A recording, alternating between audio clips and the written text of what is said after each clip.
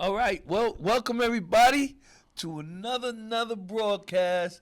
That's right, from yours truly, Duffy's Lane Park Broadcasting and Production Company. Here with your guy, truly, Derek Manhajman live in Hansford. That's right, the founder of Point of Impact Raw. But I got a very special brother here tonight that I want everybody to meet, and he's going to share with us some wonderful things. And I'm honored to say that he's a brother to me. Brother in organization, brother in the community, brother in love, and brother in faith. And Yes, I want to welcome everyone, and y'all please welcome the Honorable Councilman of Norfolk, John Paige. Yo. Thank you. Everyone knows me as JP and Brother Malai. Truly the honor and honorable is that it is such an honor to serve God's people. Oh, man. And that's the honor, that I am a servant. And I am called to set myself aside for a greater cause, which is the cause of all of us. Well, I thank you. I'm thankful for God's rewarding of a distinguished representative of our community. Thank you, sir. You know what I'm saying? Since me and John, we've known each other for about 4 years now, and since maybe 5. Yeah, but when I started running, campaigning, and just being in the community, we connected, and we have not left each other's side since we connected for the action and accountability as to what it takes to make our community a better place. So I appreciate you so much for your commitment to doing that, brother. You are such an inspiration. Sometimes when I'm having hard days, I think of the hard days that you have endured throughout your life that were because of no cause of your own, and the unfairness, and what right do I have to complain about my complaints today when you're not complaining about your yesterday. You're more focused on your today and your tomorrow. And you are an inspiration, brother, and you're one of my whys. Yeah, you keep pushing me. And we're accountability partners. You out front, you're very formal. Behind the scenes, we brothers, and we talk like brothers. If I'm wrong and you believe it to be, you let me know. And I enjoy that, because you need people that don't just check on you, but help keep you in check, so others outside of our circle or that are not for us won't have to do it in their way, where we can do it. The accountability of men standing for one another. And that's so interesting, that just having this dialogue, that opens us up to exactly what iron sharpens iron is. That's one of the things I wanted to get to talking about here. But before we do that, I wanted to just give you a warning. Yes, sir. Sunday the 11th. Yes, sir. We are anticipating, be it the will of God, to award you with your plaque, which we couldn't do on the 13th. Yes, and sir. we deeply apologize to you, and I want to openly, publicly apologize to you. But things, happen, and we're going to take care of that in an appropriate manner. No, it's no apology due. There were several people who've probably never been honored before, and I understand the value of what you're doing. Yes, because for some people, nobody takes the time to tell them thank you That's right. at wherever they are in life for their progress. That's right. So more so than the award, it was just the time. Yeah. For me, don't mean it was bad time. It was just we're pulled in so many different directions.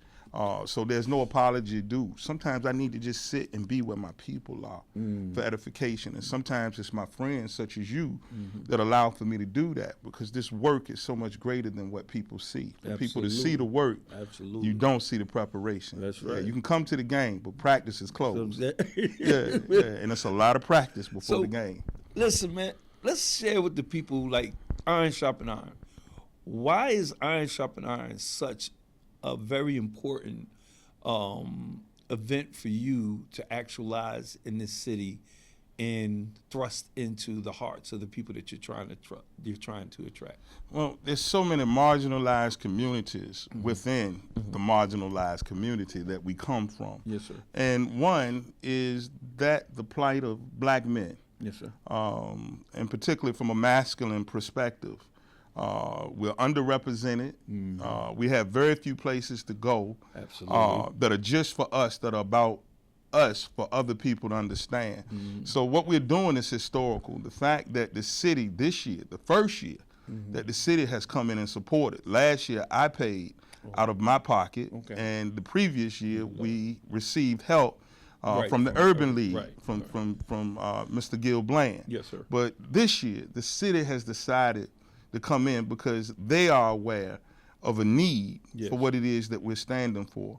There's a power in men just being in the presence of men. Yes, There's an accountability that we're held to amongst ourselves that no one else could ever provide. And the belief is in that space is where we begin to heal and we begin to excel to our intended place and purpose. Yes, sir. You know, we are the head of our household, regardless of the state of our household.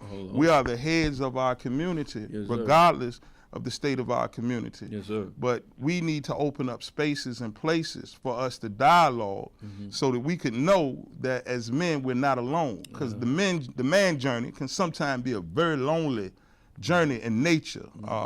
Some leaders call it the silent cry, because most of us cry in silence. That's right. We don't talk to each other and say what's going on, but in the presence of one another, you don't even need to say. We already know. We have elders that are there. We walk in honoring our ancestors, and what we do, we ask for each other to do a very simple thing. We don't complicate it. You know, it's not a religious event, but we're going to have people there that represent religious organizations, but they're more spiritual in their nature than they are religious. Religion is trying to form a relationship with God. Spirituality is having one. Come on. So those that have one that want to share with others the importance. Reiterate that. Yeah. Religion is seeking a relationship with God. Spirituality is having one with God. That's right. So it's important to include spirituality, our mental, our mind, and our body, and to do it from a perspective where it's okay for us as men just to be us. And one of the greatest inspirations for it, another sister, Mr. Nika Roster, that's on council, who's a sister to me. Yes, sir. We were talking one day, and you know, we have hard conversations. And she just said, well, JP, all the problems, it's y'all. It's black men. Like, who's doing the crime? And in that, it inspired me to say, well, I'm in a position now to where I can begin to impact where I can impact, for us to have a place to stand so we can heal through the trauma that we've dealt with, so we can get to our rightful spaces and places. And there's a power in just us being together amongst one another, from the young ones all the way up. Because the things outside of the spectrum will not be tolerated or accepted when you're sitting in the village amongst the men. Exactly. So this is our village, and if we want men to have more opportunities to do better, those of us that are doing better have to go back and bring some others there. And it's very, very wonderful that you're having two profound speakers, one being the Honorable Mayor of Norfolk, Dr. Kenneth Alexander. All praise due to God. His brother's a wonderful speaker. He's going to speak a little bit on leadership. And then, of course, we have the profound Dr. Kirk Houston, who's the pastor over Gethsemane Church. Yes, sir. Yeah, I always have a struggle saying that name, Gethsemane. But he's also my boss. You know what I'm saying? But man, what do you anticipate the people leaving when they, or what do you anticipate the people receiving when they hear these two powerful brothers speak? Unwhelming release of it being okay for you to be who it is that you are. Word. For us to change the standard, for us to exist, succeed, or excel in this society, that we must be European. I have not put a tie on for this position. Prior to, I wore several ties. Okay. But the standard was those that I'm representing may never put a tie on. Okay. And I don't want us to have any excuses as to why we don't get what's rightfully ours. Because it's not in the tie. I've always called the tie the ignorant knot. It covers up what I do not know. It makes me look like I know more than I do. Come on, but man. today, because I'm free, because I decided to live in truth, there's knowledge that I have that lets me know I have no reason to tie anything around my neck. Come on. Yeah, nobody else will, nor will I. Yes, sir.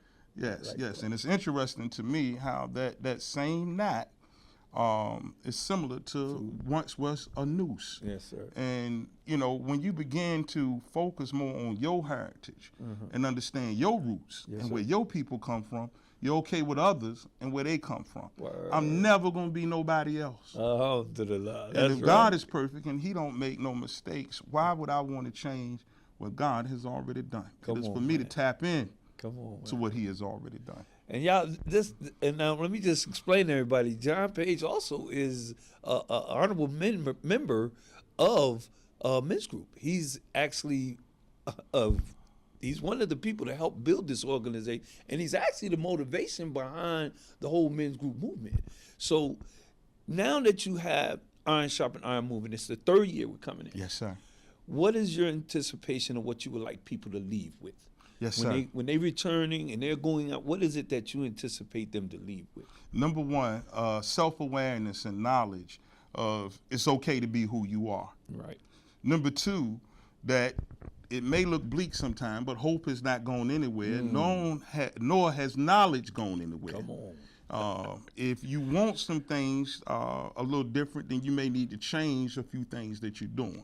And you must understand if there's no sacrifice, there is no reward. Come on. So if you are willing to put in the work from a perspective of traditionally how we are as men, it is very important that so many of us stop spending time just with females. Come on. You have to sit and commune with your brethren. Come on. And this is an opportunity for us to share our resources with one another.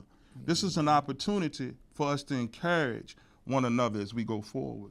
And in a way that most don't see, it is a way for us to reintroduce ourselves to one another. Jay-Z said, allow me to reintroduce myself. My name is... Yeah, come on. You see, so what we want to do is make it okay to be you. And our community has become socially segmented. You know, based on achievements, accomplishments, or what one may have. And it's time for the elders to know their children. Come on. Because of violence and fear and things that are not of a spiritual nature, we're distant from one another. There are going to be young men there that don't know no men other than the men that they know and the limited exposure that they've had in the environments that they've come from. That's right. And there are going to be some men that are greatly experienced in many different levels of society that are detached from what's happening in the communities from whence they come. See, in days of old, it used to require you, once you went and was educated, to come back home. Yes, sir. If you the one that's going and you getting some knowledge and some information, that is not yours. That belongs to the community. Bring that. That's right. But somewhere we became selfish. That's right. Where we closed down the businesses in our community, where families made money to send their kids to college to go get a job. You know, we still generate a whole lot of wealth. So if we could learn to commune and do business with one another, 90% of what ails us would go away. Well, that's right, brother. Yeah, absolutely. Yeah. What do we purchase from one another now? Nothing. Yeah. What do we manufacture right now? Nothing. But hardship and pain and yes. So we are the inspiration, not just for us, but for what's coming. We are preparation. Yes, sir. So I want us to leave out of there renewed, rejuvenated, inspired, and committed. Okay. Hey, look, I could have, like, y'all heard it officially from the man himself, the mind. I like to say the monster. Because humble. The brother, listen, this is my little brother. And I'm going to tell you, y'all know how it is when you got a big little brother. Them the toughest ones. But no, John Paige is my heart. I love you, brother. Love you too, bro. Thank you for taking this time to come out and enjoy yourself with me and Brother Levi, man. Before we go, though, Brother Levi, do you have any question you would like to ask? I tell you what, all I am is incredibly impressed, deeply impressed with what you had to say, sir. Yes. I love what you do with the community. That's all I got to say. Thank you, Levi. I appreciate you. So whatever place you're in your life, if you just take a chance to learn how to do something different, it will open up avenues and doors to a future that you will never imagine. I could not have written this. I could not have hoped this. I did not have the ability to plan this. My life has been divine intervention after divine intervention, and for that, I'm forever grateful. So that's just what I wanted to close with. Wow. So we're going to end it right there. Join us. That's right. February the 5th, guys. February the 5th at the Perry Glass Studio right over at the Chrysler Museum. It's right there across the street. They're actually connected. That's another part of the museum. So join us from at 5 p.m. to 7:30. Live entertainment, wonderful guest speakers, and we will also have a panel that will answer questions from the audience directly before we even pursue. And we also have a short, maybe 2 to 3 minute biography, documentary from ours true, Levi. So check us out, man. Come through. That's right. February the 5th, 5 to 7 p.m. at the Perry Glass Studio at Chrysler Museum. Looking forward to seeing you. See And y'all remember, there. iron sharpens iron. Let's go, y'all.